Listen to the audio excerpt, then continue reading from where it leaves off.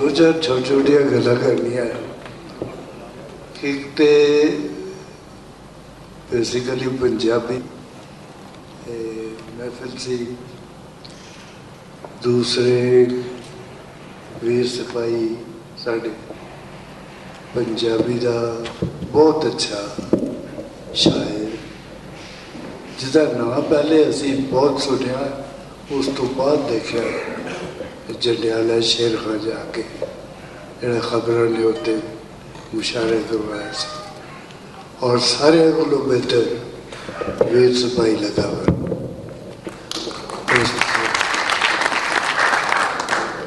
उस बाद मुलाकात होती रही।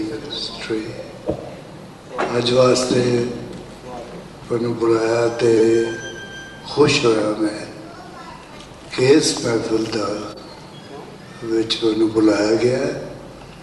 मेरे अजीज भी ने पुलिस दे शायर भी, नीलमा तो लैके वीर सिपाही तो लैके अपने अजहर साहब, ये तो मेरे अजीज भी ने, तो ये मेरे जिस तरह बहुत जिस तरह दोस्त शायर, और गालबन मेरे को बेहतर शायर ने। तो एक गल सिर्फ मैं करनी चाहता कि जिसला पुलिस नूं असी बुरा कहने हैं, असी उस सोसाइटी नूं, उस माशरे नूं, उस रहतर नूं नहीं देखते जिहड़ी गुनाहां नाल भरी हुई है।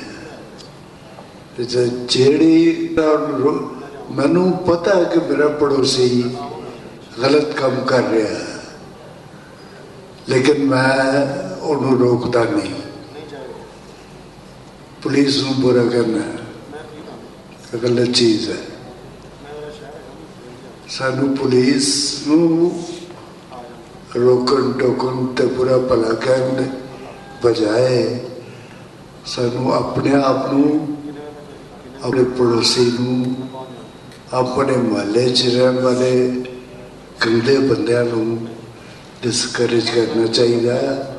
और दलेरी दे नाल, जिस दलेरी नाल असी पुलिस नू बुरा कहते हैं, नहीं कहना चाहिए। सानू उन्होंने जोड़े अच्छे पहलू उन्होंने नुमाया करके बयान करना चाहिए, तो उन्होंने साथ देना चाहिए।